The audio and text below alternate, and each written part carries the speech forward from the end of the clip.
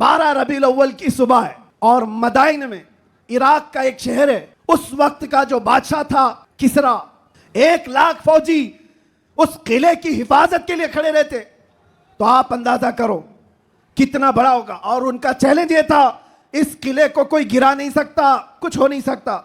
लेकिन 12 रबीउल अव्वल को अचानक उस किले के अंदर जलजला आया, और ऐसा जलजला कि वो दीवार शक हो गई, फट गई। आज भी वो किला इराक में मौजूद है, और फटी हुई दीवार के साथ उस दीवार के अंदर से एक आदमी गुजर भी सकता है।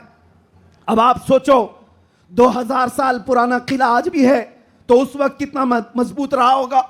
और जब हुजूर की विलादत का दिन था, वो दीवार फट गई, जलजला आ गया, बादशाह परेशान हुआ, सारे नुजुमियों को बुलाया गया, काहिनों को बुलाया गया, ज्योतिषों को बुलाया गया, पूछा गया कि ये हुआ क्या, हमारा किला इस तरह से टूट नहीं सकता, कभी इसमें दरार आ नहीं सकती थी, ये हुआ कैसे, इतना बड़ा मामला। ज्योतिषों ने, काहिनों ने अपने इल्म के मुताबिक देख करके कहा, यह मामला जमीन के हिलने का या सिर्फ जलजले का नहीं है, हमारा इल्म बता रहा है आज पूरी कायनात में एक कोई ऐसा मामला हुआ है जिसकी वजह से इतना बड़ा हादसा हुआ। बादशाह ने पूछा वो मामला क्या हुआ है। नुजुमियों ने कहा अरब में एक बच्चा पैदा हुआ है जिसकी वजह से तुम्हारी सल्तनत भी हमेशा के लिए खत्म होने वाली है। सुभान अल्लाह, सुभान अल्लाह। एक बच्चा अरब में पैदा हुआ है, एक बच्चा जिसकी वजह से सल्तनत किसरा भी खत्म हो जाएगी।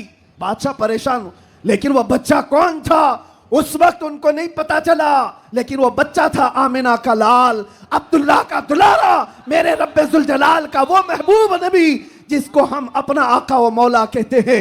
अब सुनो, हुजूर की विलादत के दिन हुआ क्या था। फारस में किले के अंदर जलजला आया। तवज्जो, मैं एक शेर समझाने जा रहा हूं आला हज़रत। फारस उस इलाके को कहते हैं जो पूरा ईरान, इराक उस वक्त था। फारस में जलजला आया और किला क्या हुआ, शक हुआ और दीवार फट गई। अब सुनो, वो एक बार हुआ था। अब आला हज़रत कहते हैं एक बार किले के अंदर दीवार में दरार आई थी हुजूर की विलादत की खबर सुन करके, लेकिन अब सुन्नियों का हाल ये है, हश्र तक डालेंगे हम पैदाइश मौला की धूम, हश्र तक, हर साल नहीं, हर महीना नहीं, हर दिन। और जब जब तुम नबी पाक की विलादत का जिक्र करोगे तो होगा क्या। आला हज़रत कहते हैं मिसले फारस यानी फारस की तरह। अब फारस का किला नहीं हिलेगा, नजद के किले गिराते जाएंगे। सुभान अल्लाह, सुभान अल्लाह। तकबीर।